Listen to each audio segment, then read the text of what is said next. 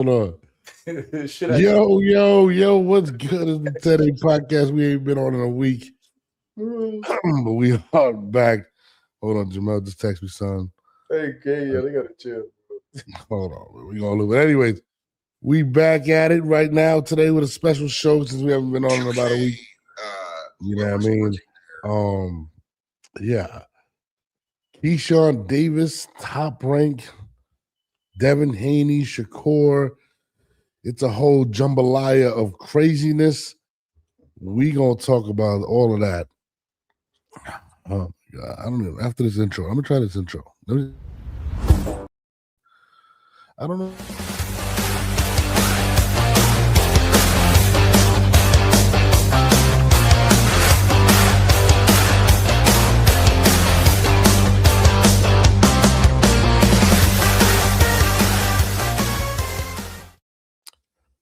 Yo, my God. Jamel, what's good, man? Not long time. We talk all the time, but long weeks. My God. Yo, bro. So let me tell the fans what transpired. I got stuck in New York, and I ended up staying at my parents' crib. And basically, I went to the Zuffa fights, which were dope, by the way. Shout out to Zuffa, shout out to Edgar Malanga, shout out to everybody. And it was fun. You know, the Zuffa card was dope. It was in the theater. The theater was really nice. I would definitely go back to the theater and watch a fight. You know what I mean? It was interesting. But then my plane got canceled, right? My flight on Monday. I had to go book a whole new flight for Tuesday, right? I paid another $500 to do that. I go show up and they said we can't fly out because of the weather. So now I had to wait till Thursday. And where I was staying at, which was my parents' house, they had the Wi-Fi that they had the Wi-Fi that connected to the phone line, bro. I couldn't even get on the phone. I couldn't make phone calls. Yeah, the AOL dial-up. Yeah, the dial-up. I was like, oh, get off the phone. Get off the phone. It was like that, bro. So I really couldn't get on. I got home Thursday night, and I was like, you know what? I got to take the kids to Spider-Man. Then yesterday, it was just a madhouse. So I apologize to everybody. I was out for damn near an entire week. And there's so much to cover that probably has been covered, but you haven't heard what we said. So I'm still going to talk about it. This is how long it is. We had EJ retiring, right? We had Berlanga winning by a knockout which was one of the worst stoppages in the history of boxing. Where do we want to start? Richardson Hitchens was Rich thing we had to do against his opponent that he had to do that against. You feel me? The dude had business being named Rich, so Rich had to do what he had to do. This is my thing. By the way, I had really good seats, so shout out to Zuffa. I felt like that's the first time I went to a boxing match where I felt like I could see every punch landed. I could feel it. I could feel the impact. I could see the impact. It was great. So shout out to Zuffa for the way they had it. And I got out of there at a reasonable time. I didn't fucking sit there for hours on top of hours, right? So whatever. The Hitchens fight put me to sleep. I'm not gonna lie. It was one of those fights where it was just and I remember just my boy X screaming from the crowd, Rich, throw the uppercuts. Rich, do this, do that. And I was just like, man, Rich, this is what we kept talking about in the crowd. If Rich wants those big fights, remember after the thing he called out Devin Haney, he called out a bunch of people. This is not how you get it. I do not want to see him versus Devin Haney after that performance. It doesn't make me want to say, hey, I want to see these guys. After what we just seen, you might as well give him Devin Haney fight. We'll talk about it. Why do you say that? Nobody want to fight Dev, man. Oh, God, I don't want to see that shit. But I hated the fight. But shout out to there was a good fight there. Jaleel Hackett, he had a good performance. Shout out to him, the black Mexican, the black Mexicano. He had a good fight. Wasn't it the El Negro Negro Mexicano? Yeah. Yo, who gave him that name? He fights like a Mexican. I'm not gonna lie. Who gave him that name? It wasn't me. I'll tell you that. El Negro Mexicano was mad racist, bro. He's alive. Like El Negro, Mexicano. yeah, See, and the black Mexican. That's what it means. And see. Negro's black, but he had a good fight. He did good. You know what I mean? He's going up in the rankings. He's trying to make it happen. They're happy at Zuffa. I spoke to Bernard. So he's fighting at 160. There's some names that he still wants to. He wanted to fight. Well, now Zoo is up there. You got fucking Xander, Tim Zoo. So maybe Jaleel might get a shot. But oh no, he did good. He had the Edgar fight, which I called last man standing because if he didn't win that fight, I don't know what he would be doing. But Zuffa, and then look at. I don't believe in conspiracy theories, or I don't want to put conspiracies out there, right? So let me tell you what I witnessed in the fight, and tell me if I'm tripping. So he got knocked down. He was getting shots. This guy was getting knocked down, whatever, right? I think it was like the third or fourth round in between the fight. The doctor comes and checks him out. He puts the light in his eye and all that shit, but he doesn't check out Edgar.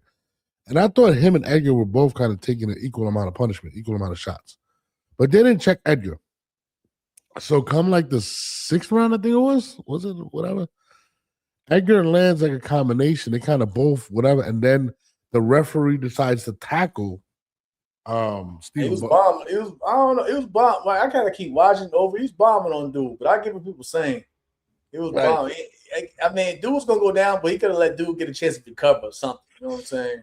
Yeah, and he tackled him, and then he called the fight, and I was like, wait a minute, why did he call the fight? And then I found it extremely suspicious because prior to the round they checked him out, but not. I don't think that Edgar was pounding him out. Like in my opinion, this is just me. I felt like either of them were gonna knock each other out at that point. Like that's how I felt. Like I felt like there were times where Butler would land something. I'm like, oh shit, Edgar's in trouble. So I don't understand the stoppage, and it did look bad. But I mean, I don't know. I mean, what's your take on it? I mean, I get it. He could have it was a good fight. He could have let my man get a you know what I'm saying, a fighting chance. He even, you know what I'm saying? It wasn't like a devastating blow. He was getting bombed on, but it wasn't like anything that he couldn't. He probably was gonna go down. They could have given him a chance to recover, but it is. The tackle was probably the best punch that landed in the fight, bro. He really tackled him, bro. Like I was like, yo, what the fuck did I just witness? Did he just tackle that man? Like he literally tackled him, and whatever. They stopped the fight, and then from then on, that was the night. But that was good. The day before, we had the Errol Spence fight versus Tim Zoo. Also, the bunch of fights didn't happen on that Saturday. Jamal Charlo and Foster, I think, what is it? The fight that happened was him and Boo Boo on IG. Oh, what I missed? Jamal. Yeah. I'm not gonna lie. You gotta get that clip.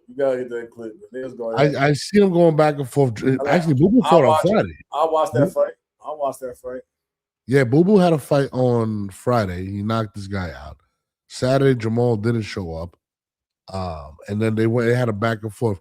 I would love to see that fight. I'd like to see Jamal period fight. Like I feel like he may be one of the biggest wastes of talent in boxing. I know that sounds harsh, but bro, like as talented as he is, he should be way further down the line with belts and moving up in classes. And he held the belt for like 3 years without defending it. Like, I mean, he's had a rough time. But I would love to see that fight.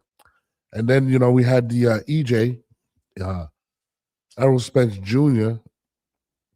fight versus Tim Zoo in Australia, which I thought that Errol would win, but Errol just looked fucking done. I mean, 3 years is a long time playing in boxing, bro. 3 years is a long time off, bro. That's a long time, bro. So let me tell you this. All right, and a lot of people are going back and saying he's been done since, I guess, right after the Ugas fight, and then right when he took the Bud fight.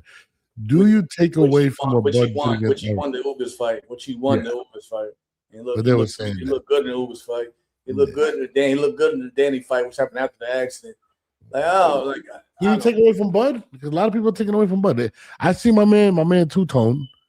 He said, "Bud, this is the quote." You know, Two-Tone. I love Two-Tone, my guy, but he's not on the Bud train, bro. We know this.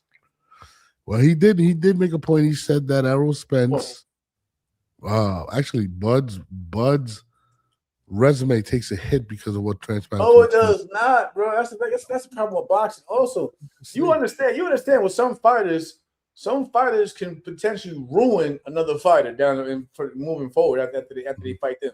So why is it that we can say that about some fighters, like, oh, he was never the same after he fought this fighter, but when it comes to Bud, the resume not looking good now.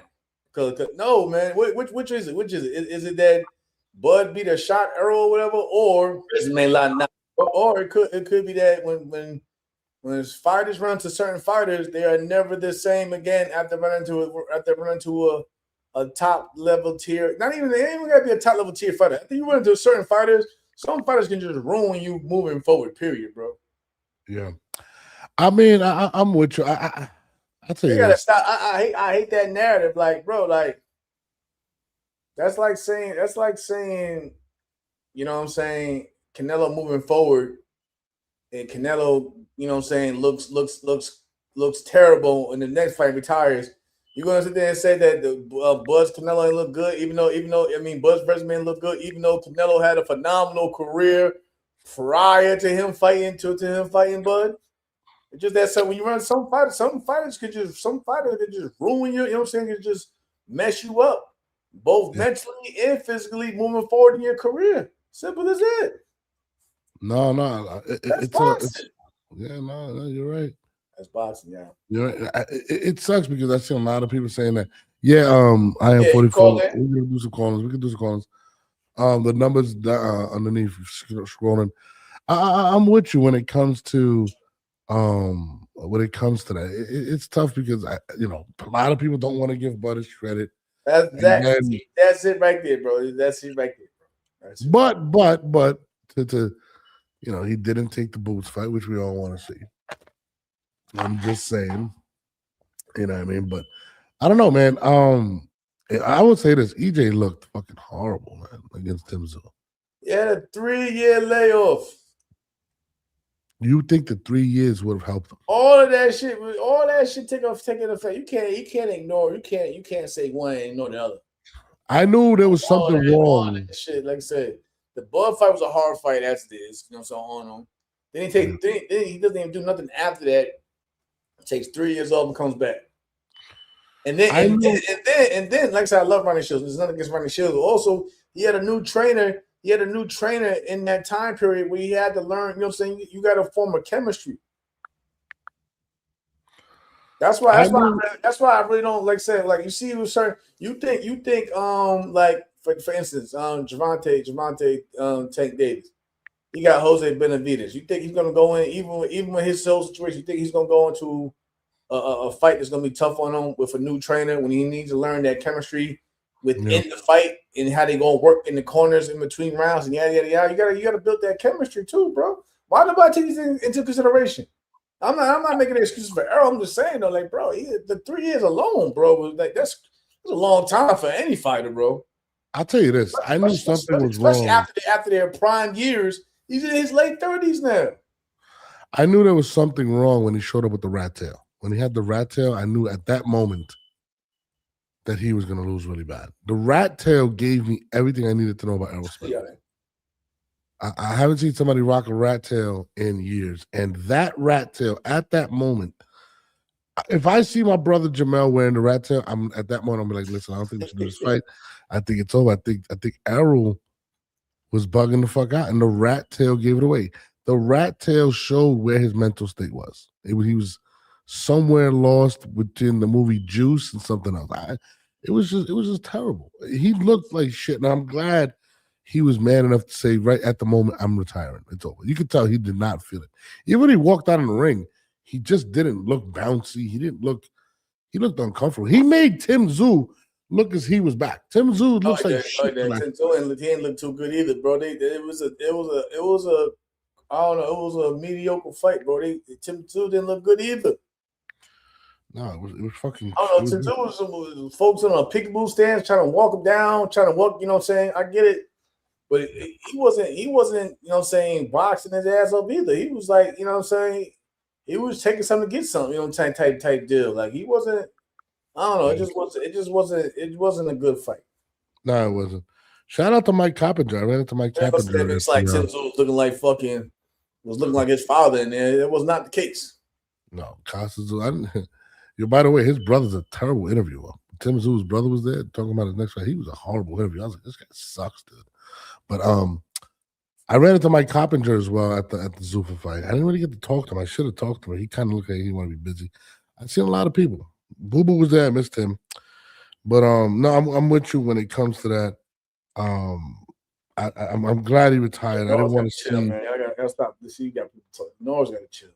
What I do? The rat tail? That's what I said. He died. His hairstyle gave it away. If Errol Spence would have showed up there with the fade that he had in the Olympics, he would have probably won. But he showed up there with the rat tail. You could tell. You know what Deion Sanders said? You look good, you play good. He looked like shit. I was like, what the fuck is that? At first, I thought there was something hanging. I don't know what the fuck it was. I was, what the fuck is that? Jamal, if you ever decide to wear that hairstyle, that might be the end of our friendship. I'm not gonna lie. Right, I'm just being honest with you, brother. I'm too old. I think I'm too old for that hairstyle. For the rat tail? Was the rat tail ever in? I know. Like, how do you? I mean, when Roy Jones had one, shit. Roy had one. Remember, Roy had one at the back of his head. That was like 1980 something, bro. You guys had the gun. No, listen, not to sound racist, but black people had the worst haircuts in the history of life. You lie like a motherfucker, man. Yo. You're full of it now. The Jerry curl. There's nothing worse than the Jerry curl. Yo, Easy E made that shit look fly. Easy E, Ice Cube, that shit there, that shit laid down. No. Even the Gumby cut Bobby Brown. Come on, bro, stop it. You somebody that's bro. You guys, bro. Yo, your haircut. I can go dig to my PR family haircuts back. You know what I'm saying? Y'all was coming to school back in the day. Cut it out, man. No, bro, the fucking rat tail's terrible. The Jerry curl. Well, two. You put the Jerry, and even then, Easy and Ice Cube had that shit laid down. The Jerry curl. The box, what was the box thing? Come on, man. Those were bad. Like, come on, like the high top, the fade, stop it, bro. Motherfuckers of other races are still trying to get waves. let's just stop it right there. Get the fuck out of here, man. No, listen. Cut it out. At the Black Panther, everybody was trying to get the Killmonger braids and shit. Cut it. Once we go on, once we continue, you seen it. Everybody trying to go for the Michael B. Jordan and fucking Killmonger hairdo at the Black Panther. Let's stop. Never, not me. Listen, my lawyer, right? He's black, right? If he would have shown up to court with the rat tail, I would have fired him. Right on the spot, you're fired. You want to lose. Now you ain't got no attorney. Now you ain't got no attorney. Hey, do you think you're gonna win with a rat tail? Now you got to work with the public defender. Listen, I'm just letting you know. With the baggy pants and shit. Now you're there with the church shoes. Now there's no way that you showed up to court with the rat tail and think you were gonna win. There's no way. You can just tell. You looked at him. It was horrible. Absolutely atrocious. That's crazy, bro. I'm trying to keep it real. The rat tail might have cost Errol Spence's boxing career. Whatever, man. That's what Bud Crawford did. 3 years. You're not gonna give the rat tail anything. 3 years. 3 years in boxing is like fucking dog years. For real, bro. I'm not gonna lie, man. That fight was fucking terrible. Fucking Eddie Hearn and Most Valuable Promotions, they came together and they're doing some type of movement with promoting women. So shout out to that. They're sharing Sky. That's what it is. That's all it is. I mean, it's a good thing though. I'm also hearing rumors. You better keep his eye. You better keep his eye on that. You better keep his eye on her. She might, you know what I'm saying? She might run off to somebody else over there. Who? Scott. You know, that's Eddie's boo thing. Joe, you can't do that. You can't do that. Yo, it's like, you want Sky back in my inbox? I wouldn't mind Sky in my inbox. That's their business. I'm just saying though. Like, it's Not a secret. Oh, she's sexy though. I'm not gonna lie. Sky is sexy. I don't like white women, but she's sexy. Yeah. Oh, and speaking of sexy, what's her name? Lupe Medina is rumored to be fighting our girl. That's the rumor. No, ain't no rumor. It's happening. That's happening. Huh? Shout to JC. I don't know if it's enough. I don't want to announce it yet, but that's the rumor. I mean, he posted it. He said contracts. He got the contract already. Lupe versus Brooke is crazy. Lupe's a dog, man. I'm not gonna. They both dogs. I know, man, but Lupe's like one of my favorites. But I love Brooke. So I'm stuck. It's a good fight.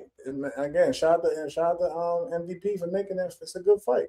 I'll tell you this right now. That's going to be a fight that they're going to be throwing blows. Lupe's last fight. And they're familiar with each other also. Oh, really? I didn't know. So they know each other. I heard there's bad blood. They're familiar with each other. I heard there's bad blood between them. I don't know about that. I don't know about that. I don't know if it's bad blood, but there is, from my understanding, this is what I was told. I don't want to give my source up. I don't know about that. That Brooke really wanted this fight. Like it's, I don't want to say it's personal. Brooke wanted to fight. JC, you know what I'm saying, doing his job as a manager on her behalf, reached out to MVP, whatever. You know what I'm saying? And you know what I'm saying, Lupita's side agreed to it. Shout out to Lupita and the gang over there, Manny Robles and them. They agreed to the fight, and we got a fight. Oh my God! First of all, let's get to what everybody was talking about. I hate that people say Debo's the boogeyman. I don't think that. How you hate that when it's kind of hard. It's kind of hard to challenge it though, bro. I don't know. I don't understand why Devin Haney gets so much flack though, bro. Like he does what he's supposed to be doing. He's trying to make the fights, and people are still like yo. No, I'm not the man. I think Debo's good, but I think this is more of a situational thing, more so than my man Lowe, aka Teofimo Lopez's favorite person, is on. Hold on, Lowe. Before you go, I just got to address it. I feel like it's more situational with Keyshawn. So, for those that don't know, Keyshawn Davis was offered $3 million for the Top Rank fight, from Top Rank to fight Debo, aka Devin Haney. He allowed it to go to a purse bid, and the purse bid was won by Top Rank, and it was for $8.55 million, which in turn gave him 25% of that pot, which then made him $900,000 less because of the purse bid. And now he ended up turning around and saying, "I'm not doing that fight." And now people are calling him a duck. Lowe, since you're walking in on the situation, my man Lowe knows boxing. What do you think about the Keyshawn situation? I think Keyshawn Davis should go get a CBL and drop trucks. This is not for him. In boxing, you want to be an all-time great, you got to take these challenges. This generation doesn't deserve Devin Haney. And I'm a Teo guy. And I give Teo his props because Teo's another one that's built from that cloth that he fight anybody. Devin Haney belongs in the 80s. And I'm not talking about skill-wise because he wouldn't be a factor then. But as far as a fighter, his mentality, his willingness to challenge himself, Devin Haney doesn't belong in this generation. He has never had a tune-up since he's been on a high level. The closest thing to a tune-up was a unified champion in Jose Ramirez. The man got the Avengers scattered all over the place right now. Keyshawn Davis, and it's crazy because I really give Keyshawn a hell of a shot at winning that fight. I really do. But does he believe it? You know what I'm saying? Does he believe it? You look at the list of the people that he avoided. He wanted no smoke with his Cuban father, Andy Cruz. He wanted no smoke with his Dominican uncle and Edwin De Los Santos. He wanted no smoke with Little Frank Martin. He wanted no smoke with Richard Hinton. And now he's ducking Devin Haney. You can't even take this man's word seriously no more. The only way he can make up for it is if he fights the big homie Shakur Stevenson, who I'm really disappointed with right now too, unless he fights Devin Haney. And it's crazy, bro. Like Devin Haney deserves the praise he deserves. That's Debo. And when I say Debo, I don't mean he's knocking people out, but he's shaking these dudes up in fear.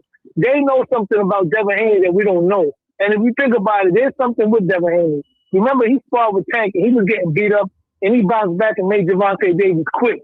He got knocked down 80 times by steroids Ryan Garcia. That man kept getting back up. These guys know about Devin Haney, that they don't want no smoke with them. He made me a believer, bro. Ryan wants smoke. Devin don't want smoke right now. We're Ryan. Let's be real. I'm just saying, Devin Haney is the truth. That guy is trying to fight everybody. He's the only king, because it's true, man. I don't mean to bring race into it, but I'm not going to say it's a black fighter thing, but it is. It's the Floyd Mayweather thing. They all just want to protect their own. Devin Haney's not included in that because he don't care. He already took a loss, even though it was right for, but he's not scared to take his chances. All these young fighters nowadays, they just want to protect their own. They feel like if they lose their own, they're going to be thrown out. And it's not true.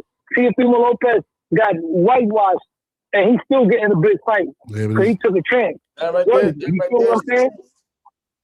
Hold on. What were you saying, Jamal? Right there on the screen. Oh, he's demanding $5 million net after his management gets paid. So let me. I'm going to take a different perspective. Like I said again, after the management gets paid, you know what I'm saying? Yeah. He's demanding $5. He's demanding $5 million. That's the words we're going around, bro. So let me say this real quick. I don't think it has anything to do with being scared of Devin Haney at all. I honestly believe Keyshawn beats Devin Haney. That's just me. This is what I believe happened. And Jamal's going to elaborate on this because we had a funny conversation before this fight. Top Rank kind of fucked Keyshawn. Well, Keyshawn kind of fucked himself. And then, Top Rank decided to fuck him even worse. So basically, Keyshawn Davis turned down the $3 million, right? Top Rank then proceeds. This is the crazy shit that I think about. I got to give my brother. Should I told you, right? Yeah. This is the crazy shit. This is the crazy shit. And I got to give my brother his props for this. So my brother, Jamal, says, think about this for a second. They offered him $3 million. He turned it down. But when they did the purse bid, they knew numerically that it was going to be lower than what they offered him. So when they won the purse bid, they kind of fucked him. They were like, oh, you want to be a jerk off? Here's $1 million less.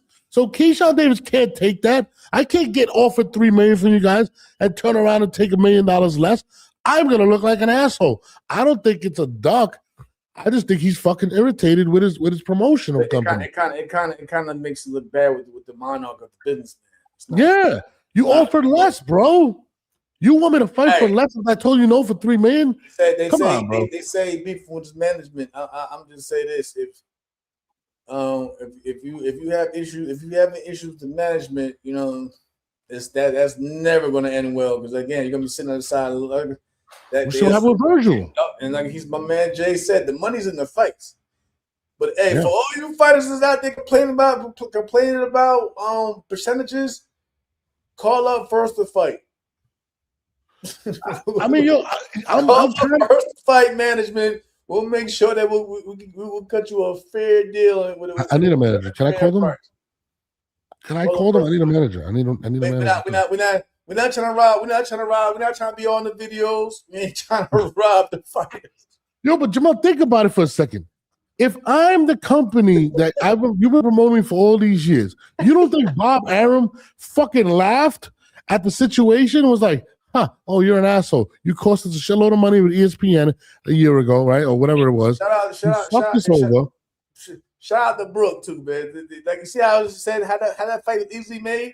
Because, you know what I'm saying? But I'm not knocking nobody's match because I'm cool with all these people. I'm just saying, though, man, when your main focus is you dealing with management, though, instead of making the money within the fights, that's the problem. You know what's the crazy thing?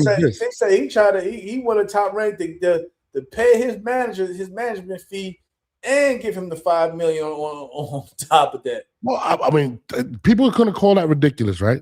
It is ridiculous. Hold on, but isn't it ridiculous that you offered me less on the purse? $5 million. Okay, no, that you slapped me in the face. What do you think? I'm going to come back? Tyrek is petty. Tyrek had people like, yo, you're not about to make me do anything. You know, Bob was lighting up. Bob was smoking. He was hit. Oh, why? And listen, in the business sense, it's like this. Hey, we offered you a fight. You turned the fight down. Now we have the right to put you on the show for a while and move forward forever over here. That's what they do, bro.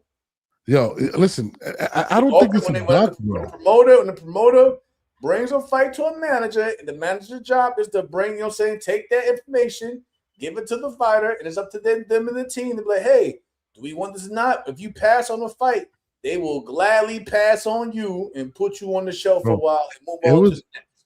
It was almost like you should be grateful. $5 million. You should be grateful for after everything you've put Top Rank through, that we even offered you 3. You turned down the 3 after what you did. Think about the timeline. You fucking missed weight, right? You didn't pay your fucking your bow with them.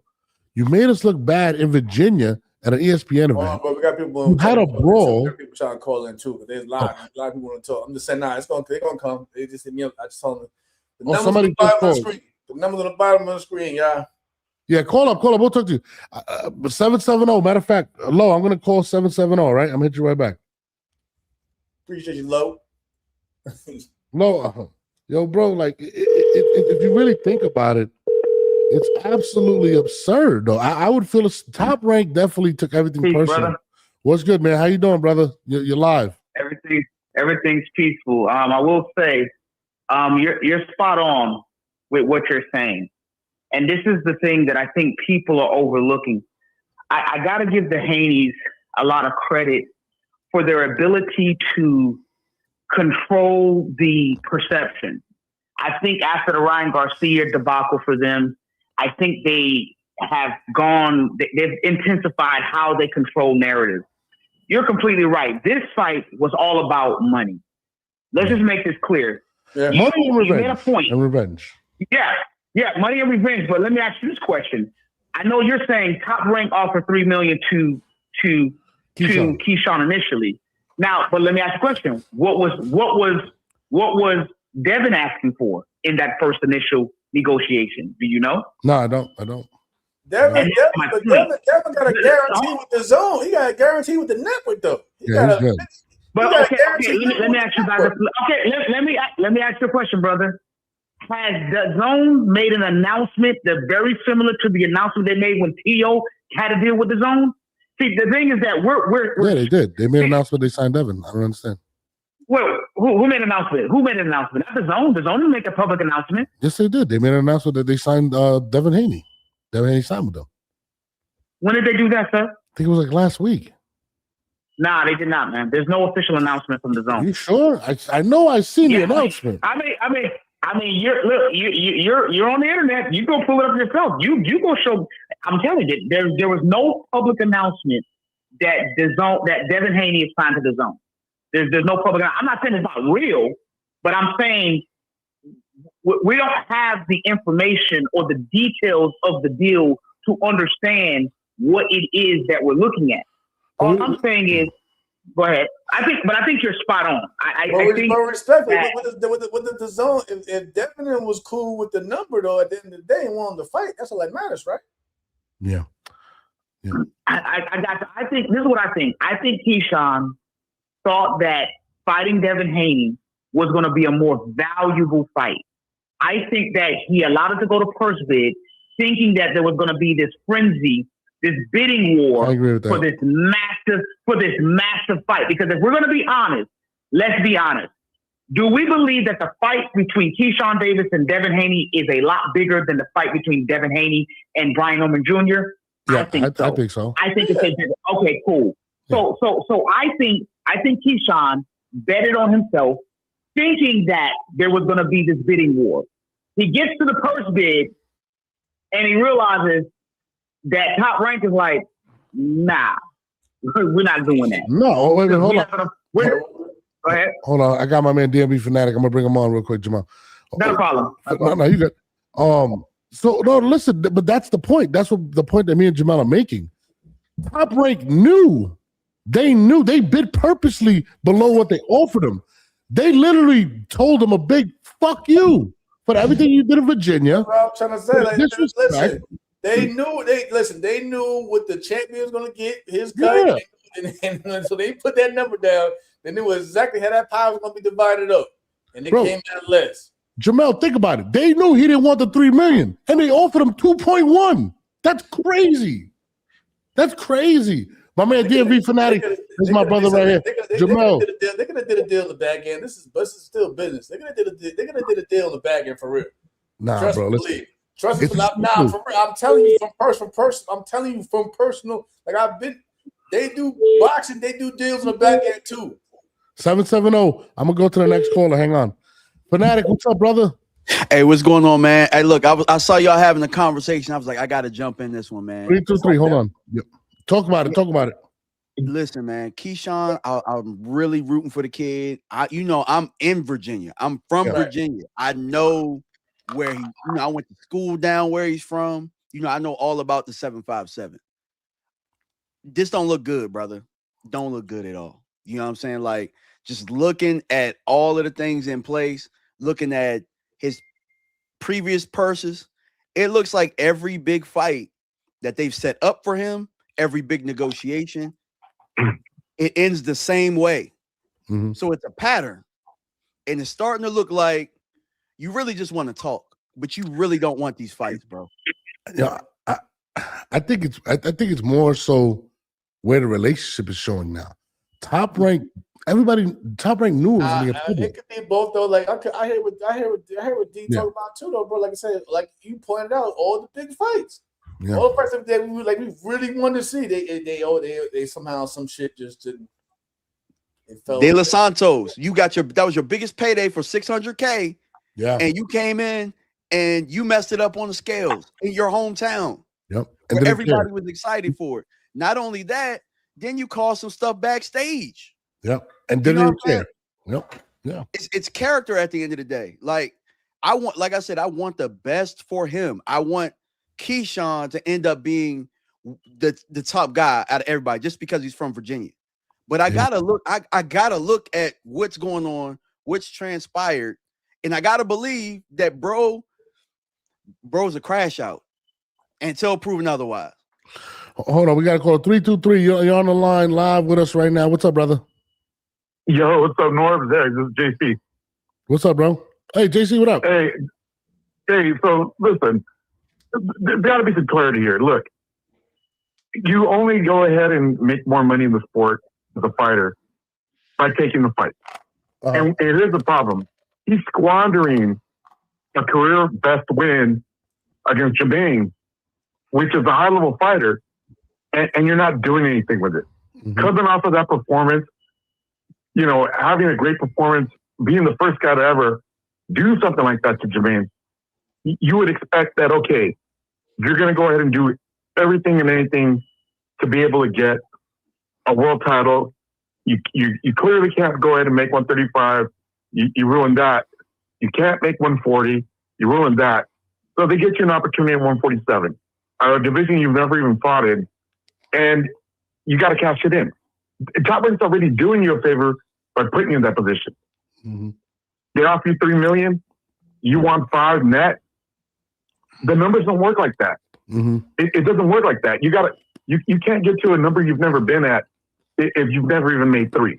You haven't even made one. Yeah, he hasn't made one. That's the point. Yeah, I can't blame Top Rank here. Like there are some things that we could blame Top Rank for in the past. We can't blame them now. We can't. They've tried everything. And look, he's in the. If we're looking at like a business, he's in the red with Top Rank because that event they threw. Yep. You know how many tickets they had to refund? Yeah. And they lost their ass on that card. Mm-hmm. So he owes them money, and the only way we can help you make more money is if you win a meaningful fight where we can put a world title around you in a weight class we hope you don't outgrow. And here we go. We give you Devin Haney. What do? You spin in the wind, and then we send it to first bids, and by it being first bid, now you're saying, okay, I don't want that. If you were never interested in the first bid and the way it was going to split, you have a manager, don't you? Yeah. Your manager should be able to tell you how the WBO and how the first bids split whenever you go to you're put in a situation against a champion. If you didn't think that was going to be the case, then why did you even waste everybody's time by agreeing to go to first bid? It's stupid and silly, and I think he's going to end up being put on the shelf. If he's trying to go ahead and if he's trying to outlive the contract and think, oh, I want to go elsewhere, this and that. That's not how it works. The moment you turn down fights, either with a manager or with a promoter, they park the contract and they say, okay, we offered you a fight. It was public record. And now guess what? The meter's going to keep running from here because this is all time you're going to owe us. All the time we wasted negotiating the fight, plus the time that you're out of the ring, until we come back to you with another fight, you owe us this time. It's not just time off the contract. And to your point, the way they got him back was by the purse bid. They basically told him, you don't want to take 3, we're going to give you less. That's a slap in the face, bro. I'm not going to lie. That's a slap in the face. Yeah. Listen, look, everybody always goes ahead and says, oh, we have to look out for the fighters, this and that. Mm-hmm. Well, guess what? We have to look out for the promoter, too, because they're making an investment into the fighter, and the fighter's already fucked them twice. Yeah. Like, you know, he's never in his career. You have to go ahead and step up and say, look, I'm going to be an adult. I'm going to show up. I'm going to make weight. And I'm going to go ahead and fight. I'm going to accept fights. If we're turning down fights, and fights that, look, somebody said it, you know, oh, I think he can win. Look, I seem to be of the same opinion. I think that's a fight he can win. But you have to fight the fight. You can't get to the next level unless you go ahead and accept it. And by the way, to answer whoever asked about who announced the DAZN deal for Devin Haney, it was published on the Sports Illustrated, so the deal is very real. Yeah. It's a landmark deal. He was the first guy to get an individual deal directly from the platform, you know, since their existence in the boxing. Mm. Yeah, I mean, so it was published by Sports Illustrated, so it's very real. You know what? Keyshawn Davis is walking a thin line right now, and you know, I don't know what he's doing, but they're publicly, like, it's very rare to see a promoter publicly punish their fighter, right? And they publicly embarrassed him. I don't care what anybody wants to say, but they publicly. Yeah, he's not the victim here. No, he's not. He's not. Definitely not the victim. No, they're making a culprit. Yeah, they should. I mean, he cost them a lot of money over the last couple of years. Yeah, and listen, you either get this or get off the pot. There's guys that are out here hungry and that want a title shot and want some big fights. And look, the crazy part about that is that if you look at the WBO rankings, all of a sudden they're forced to go to the next guy, right? And who's the next guy? I think Brian Norman's name's there. And I think if Curiel wins tonight, he might go ahead and get bumped up by the WBO rankings. You don't take the fight, somebody else gets rewarded with it, and then you can't cry about spilled milk. Yeah, I mean, where does Keyshawn go? I mean, and now you're demanding $5 million. It looks like he's gonna be on the shelf for a lot longer. It's probably gonna be some litigation behind all of this. I mean, it's a ridiculous demand for a guy that's never defended a title. Yeah. You have to defend a title to solidify yourself as a world champion. You have to. Guys that look, if I'll just case in point, Jamel, he's my fighter. If Jamel never wins the world title, we never get to the point where we defend the title, and the first defense off the rip was Lamont Rhodes, the guy that's fighting tonight. Yeah. And we had to handle our business, show up, make weight, go through it, because the goal was always to get the bigger money fight. And the bigger money fight, once we started looking around the room, and Burchell turned us down, and Valdez went around us because he didn't want the WBO route to the title. And we had to start making decisions that said, Frampton's our guy. But in order to get to Frampton, we had to handle our business with Roach. You know, and you only get to the meaningful fight by going ahead and signing the contract, man. And even with the Frampton fight, it being a career high paid at the time, we knew that there was more money in the Shakur fight. And what were we going to do? Go to first bid, negotiate our way out of the fight, give up the belt. No, we're you know what? The company's called First to Fight. We make fights happen. We don't turn them down. I'm not in the business of working with fighters that turn fights down. You can't. What am I supposed to do? Walk around with a paper bag on my head? It's embarrassing. As a manager, how bad is this a situation for Keyshawn right now? Like, how bad do you think? It's really bad because look, this is what nobody sees. This is what the fans don't see. If I'm the management, now I got to go to the Top Rank. But I got to talk to them. Top Rank's in Vegas tonight because they got more to pay on that TNT card. So if you're in the building, if you're around them, dealing with other fighters for them, you got to bump into them. You got to see them. The conversations get really, really awkward because they're looking at you like, look, the business decisions also go on the management. What are you advising them? What's going on? Mm-hmm. You know, now all our efforts are going ahead and being shut down. And look, you have to look. I mean, his management, the prior people that were under Top Rank are no longer signed to them. So what's going on there? And remember, this is the same guy that when he went ahead and, missed weight and everything and acted like it was no big deal and then had that whole brawl in the background, in the back of the house, acted like, oh, I'm going to pop up at Eddie Hearn shows and take pictures of other promoters and act like I don't have a contract. Yeah, I mean, Keyshawn is definitely shooting himself in the foot. We see, like I said, we just so happy with Virgil and Oscar, how that put Virgil in a bad position. I mean, what do you think happens though right now with Keyshawn? Do you think we're going to see? Look, you get benched. It's a very true thing. Like you get benched, and if you want to go ahead and circle back, and the management has to call the promoter and say, hey, let's all have a sit down, then there's going to be some real come to Jesus moments there because there's no way the promoter's going to say, hey, we're not going over 3 million. We tried that already. And you can't make 35. You can't make 40.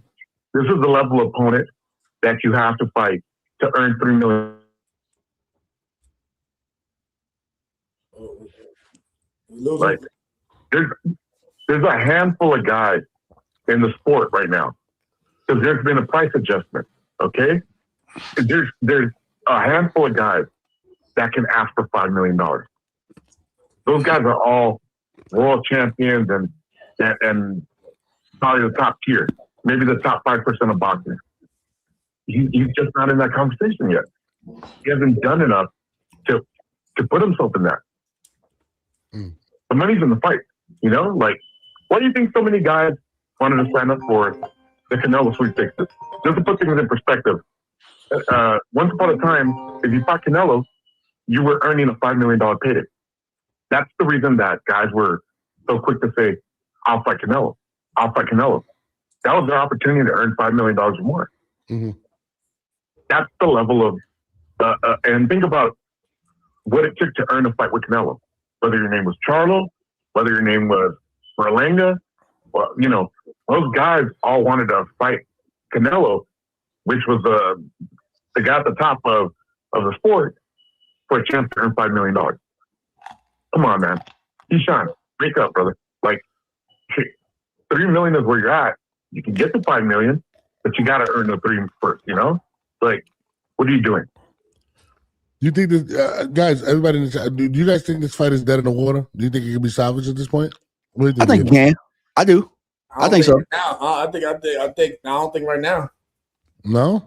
He's not going to take it to any offer they're giving him right now. Not right now. But the only thing that I see is not dead in the water is Devin don't have, like, what's Devin's other option right now? Because everybody else got fights where he kind of wasted his time. Devin has options. Look, this is what Devin's got. Devin has a deal with DAZN. That means they pay him and they cover his opponent. Okay? So guess what? All of a sudden, they're going to go back to the list because he's in the gym. Him and his father want to fight. You don't make money unless you fight. Yeah. Talking about it doesn't make you money. So he's going to go ahead and say, hey, we're going to stick to our original date. We want to go because I'm sure they already had it reserved by DAZN. So he's going to say, we want to go on that date, find us the next guy. And the WBO, like any other sanctioned body, they don't make their money unless they sanction a fight. So they're going to say, on to the next guy. So, you know, they're going to ask, they'll go to Norman and they'll ask him, hey, you guys want to accept the fight? Rematch they accept it. Hey, I mean, they start going through the rankings. That's why the rankings are there. You know that? What do you think about the fight? You think Shakur's back on the table? Shakur's on Zuffa. I mean, he's not in a. If they couldn't work out the deal because of the weight, I think the weight was the issue. Mm-hmm. If they couldn't work out the deal, then he wants to go in October. He wants to go in October, and I think on the Zuffa side, they're going to have to find somebody for him to fight. You know, it might not be somebody on the roster. They might go out and get somebody that's available, but I don't think they're going to go out and fight anytime soon. I think Devin is with the zone, and they're going to look to have his fight happen on the zone, and Shakur is with Paramount and the Zuffa people, and they're going to go ahead and make sure that he makes his debut on their network. You know, so you're going to see them fight two different fighters, but I don't think that fight happens right now.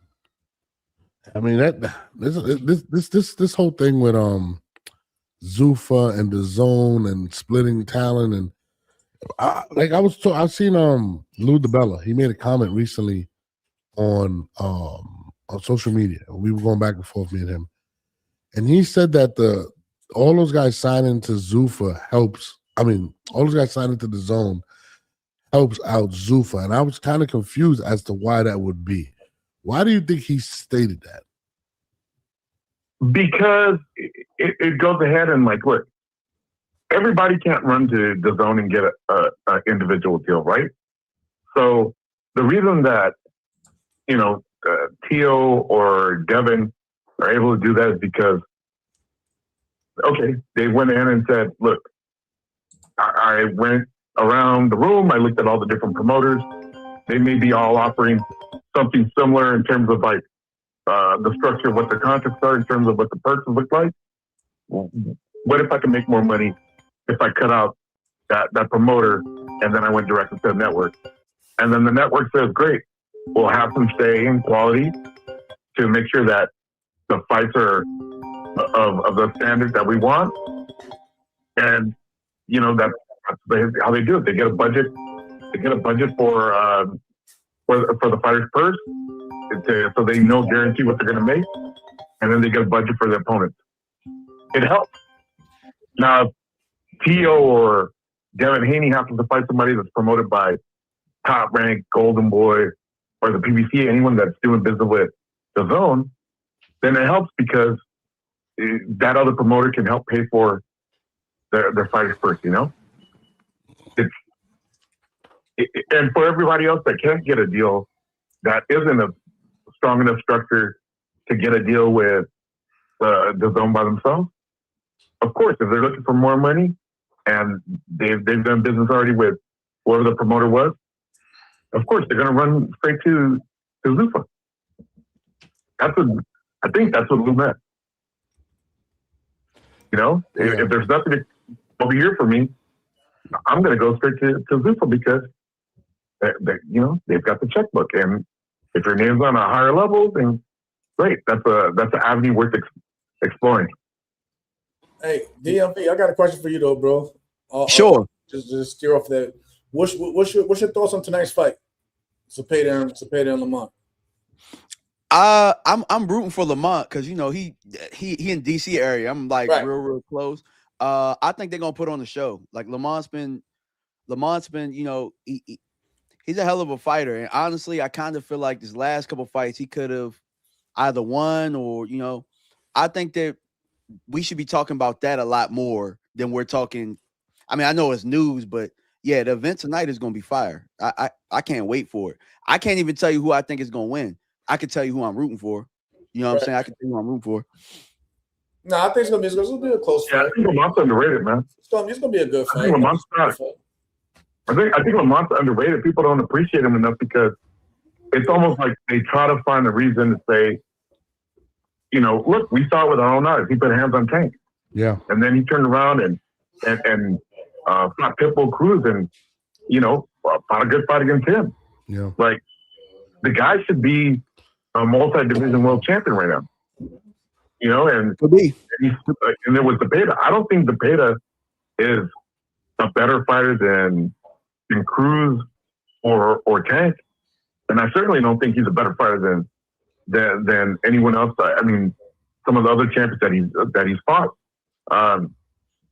You know, I think Lamont's being slept on, and this should really be a coming out party for him because he can go ahead and really solidify himself. And I think compared to the guys he's been in the ring with lately, you know, he should look good tonight. It's a 135 pounds, WBC. He's the main event on TNT, so he'll be in the most homes he's probably been in since he fought Jamel. Like, it's his moment to shine. Yeah, he definitely needs a win, man. It's been like a couple years since he has a W, so. Yeah. It's a really good event, though. You know what I'm saying? And that doesn't really hurt him that they've been draws because his name is right now is gold in boxing because especially with draws that people feel like it could have went in his favor. A big, you know what I'm saying, and a big percentage felt like it could have went. Those fights could have went in his favor. So I don't think, you know what I'm saying. I think if anything, like I said, I've known him and Tank for years since they were kids, and I think it's just like I said, it just mainly from the fan bases that give him, you know what I'm saying, the dig. Because of that fight, you know how close he and how good it looked with that fight with Tank. We're just being honest. But Lamont's not a bad fighter. I said it before that fight even happened that it was gonna be a good fight. But y'all know how it goes. Since I beat him, he's supposed to get knocked out and whitewashed by let's be real. That's how since he lost to Jamel Henry, everybody afterwards was supposed to just whitewash him and this and that. But like he's not a bad fighter. But again, I don't like I said I don't go toot my own horn. I don't never toot my horn. I let people decide for their own eyes and whatever with my career. Yeah. I'm like, at the end of the day, I still say Lamont Roach is not a bad fighter.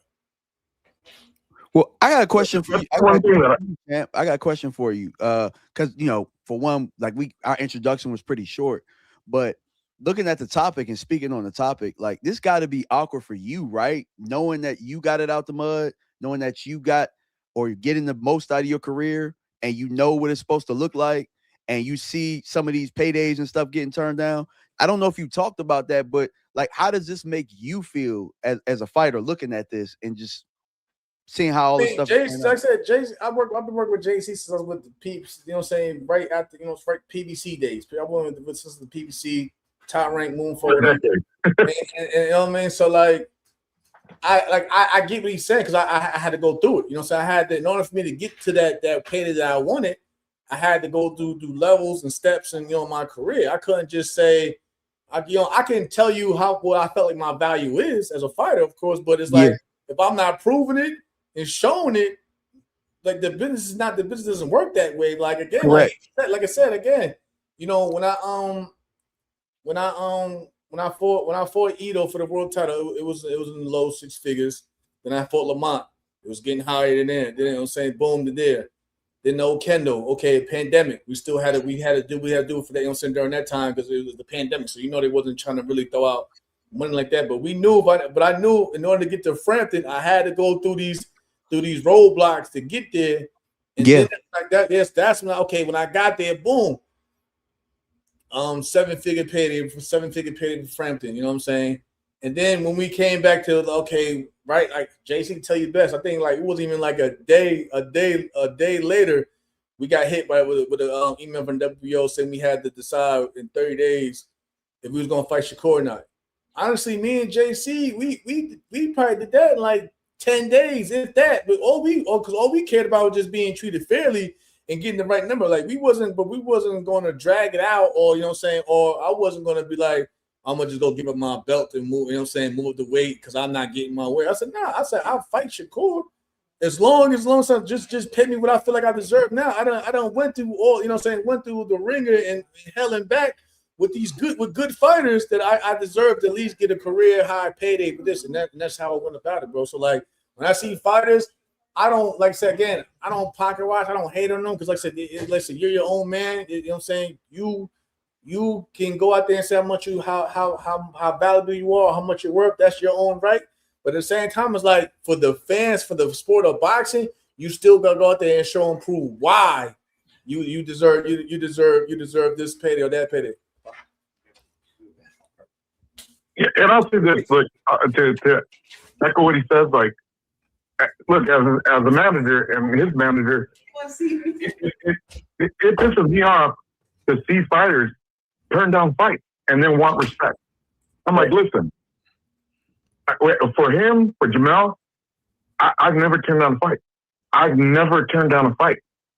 I say, look, if you're a fighter, that you're in the position to fight us, and I think there's money to be made, and it's going to go ahead and advance the career of my fighter, and he's going to get to fight on a big platform, great.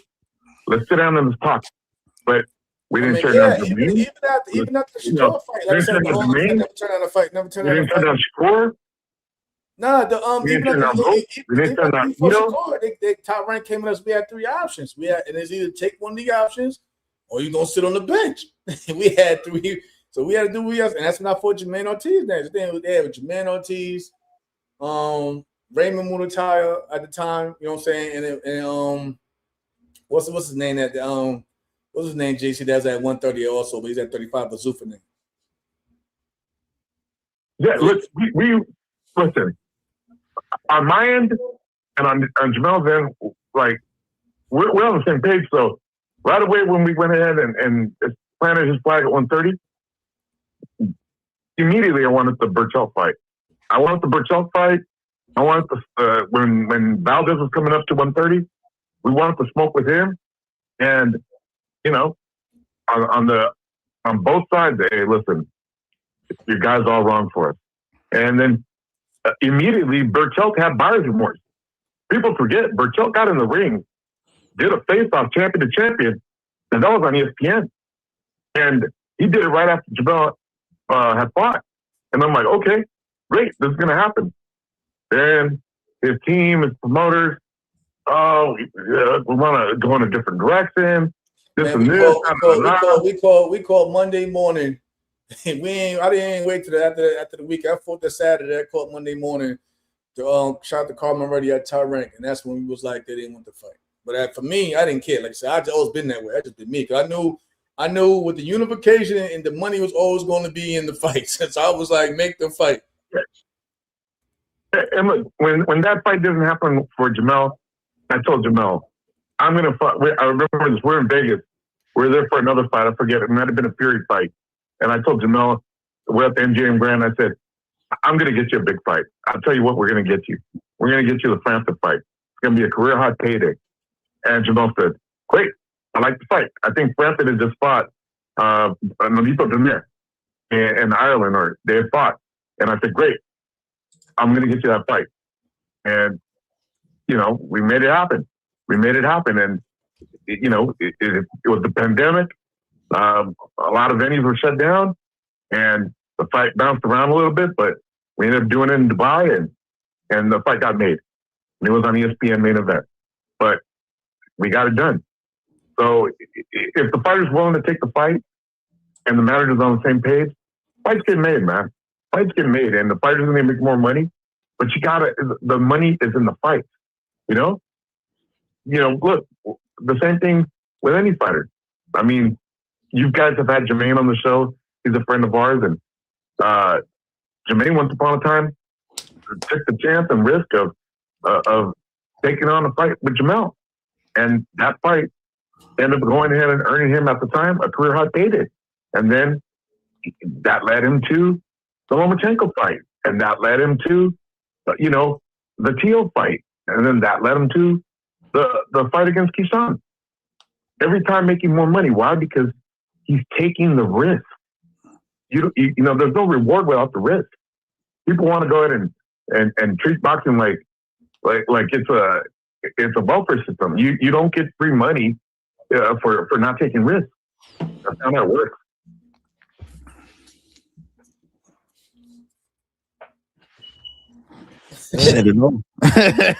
Yeah. You know, so, but hey, I like Roach tonight. I'm a big fan of him. You know, respect to him. He fought us when he was undefeated, and you know, it was a great win for Jamel. He took his O, and we're on the road. Like Jamel's been a road warrior his whole career, so we're fighting in Fresno and in a baseball park, 10,000 people, and it was a great night for us. But look, Lamont's a hell of a fighter, and every time he fights, I enjoy watching him fight, and I always cheer him on because I like to see him do well in his career. Yeah. I mean, I look forward to the night, man. I look forward to all boxing. My bad, I'm over here dealing with the trolls. But, you know, I don't know, man. Boxing is all of these promotional companies coming together, all the dramas. It's just so much shit going on with social media, and I don't know, man. It's good stuff. That's good. Hey, and look, shout out to Raymond Murataya fighting tonight too. I like Raymond. Raymond's a cool dude. Murataya fighting tonight too. You know, shout out to he's the co-main event. Shout out to Raymond defending his belt tonight. Him and his pops and Robert Garcia and all of them. Like, cool dude, real nice humble kid. And he's the IBF world champion. People were writing him off until he put hands on Andy Cruz, and he derailed that train. So I like Raymond. He's in a good fight, Yeah, absolutely. I look forward. Last time we seen him, like you said, he beat Andy Cruz. So I mean tonight. What time? Where's it on? It's on the Zone tonight. Yeah, not TNT. TNT. Oh, it is TNT tonight. Oh, I forgot. Mm-hmm. That's gonna be a good fight. So who do you guys got tonight? Who do you guys got? I'm going Lamont. I'm going for the whole team. It's gonna be a tough fight. Like I said, like I'm with DMV. Like I know who I want to see, but I'm not going. Saying I can go back and forth with saying why this individual or that individual can win the fight. Like I said, for me with Lamont, and it goes back to the team when I had for them. I knew I had to start out fast to get ahead on the card. You know what I'm saying? Yeah. So, I know Lamont can start a little slow. So and that's always been like kind of his kryptonite.